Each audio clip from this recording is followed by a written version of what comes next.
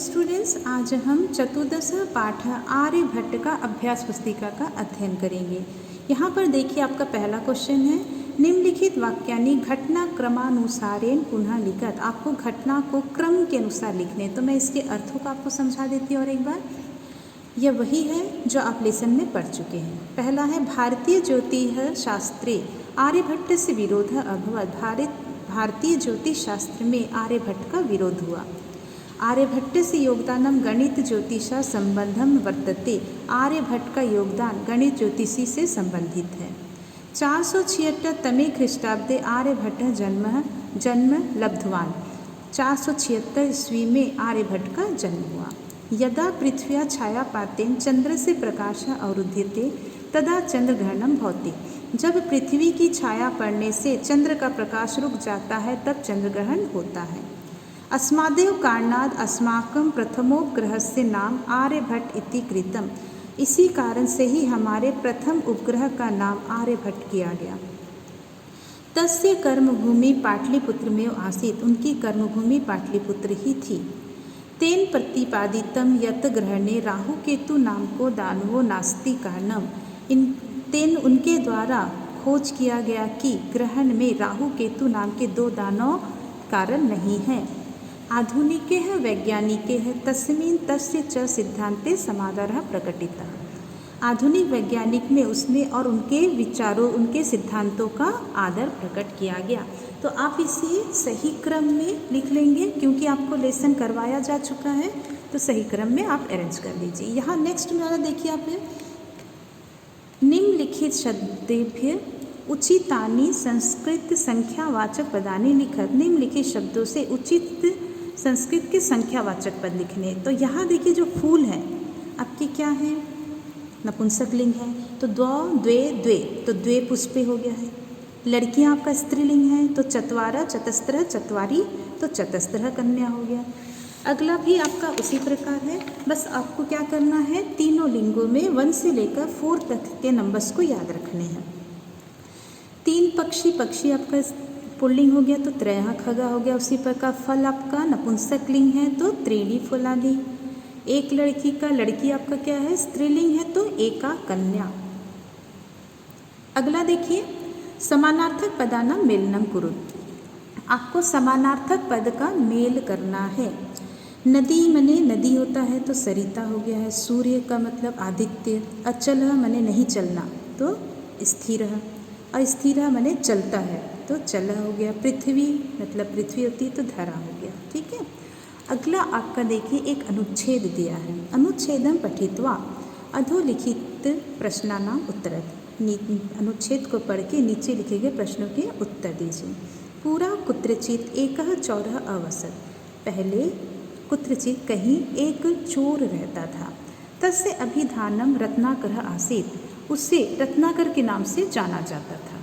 यह कश्चित् पथिकः तस्मात् मार्गात् गच्छति स्म। रत्नाकर तस्य सर्वं धनं हरति स्म। जो कोई पथिक उसके रास्ते से जाता था, रत्नाकर उसके सारे धन को हरण कर लेता था, छीन लेता था। एतेन धनेन सह परिवारस्य पालनं पोषणं करोति स्म। इन धनों से वह परिवार का पालन पोषण करता था। एक बार दो महर्षि ऋषि मुनि है ना, तस्मात् मार्गात् गच्छत स्म।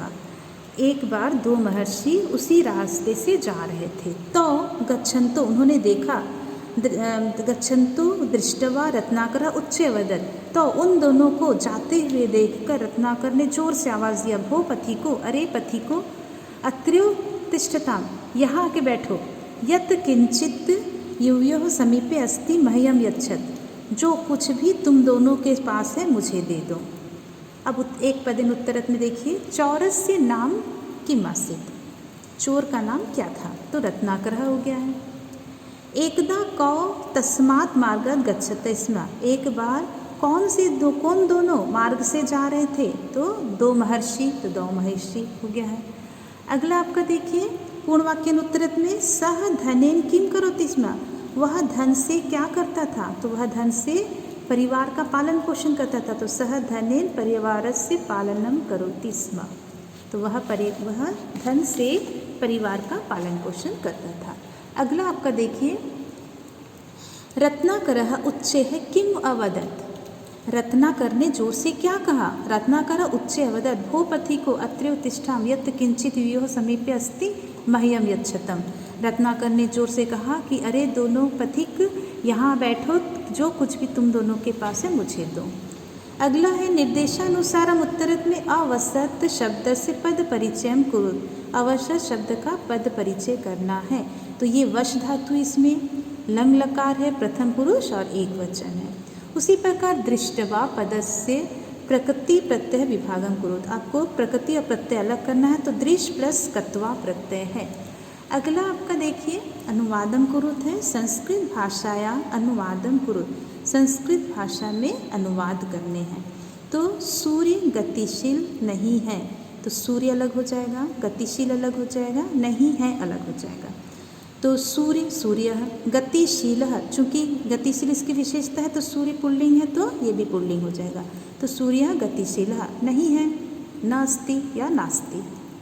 पृथ्वी अपनी धुरी पर घूमती है तो पृथ्वी अलग हो जाएगा, अपनी धुरी पर अलग हो जाएगा, घूमती अलग। पृथ्वी का पृथ्वी रहेगा, अपनी स्व धुरी पर मतलब आपका क्या है, सप्तमी है, तो स्वाक्षे कौन घूमता है? पृथ्वी घूमती है, प्रथम पुरुष का एक वचन, तो घृणति हो गया है।